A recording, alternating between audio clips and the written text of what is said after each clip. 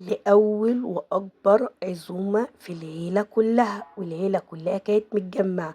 جمّعتهم على إيه، جمّعتهم على صينية حضرموت، عبارة عن إيه بقى، رُز بسمتي وفراخ مشوية وكفتة مشوية على الفحم وسمبوسة وجلاش بطريقة جديدة خالص، ومخلّلات وسلطة، كل ده من عمايل سمكة وشهد.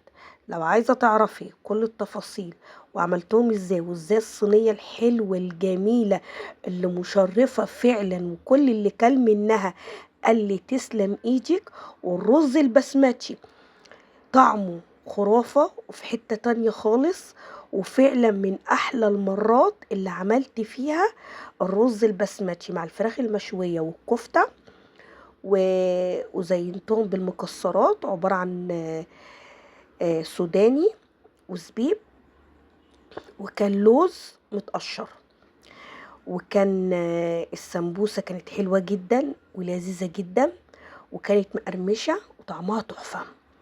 السفرة كُلّه فعلًا قال لي تسلم إيدِك عليها، وفعلًا الأكل كان طعمه خرافة.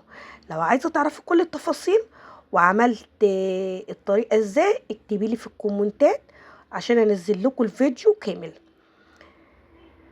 وعملت لهم حلويات بقى اللي هي عبارة عن إيه، جلاش محشي كنافة وصينية كنافة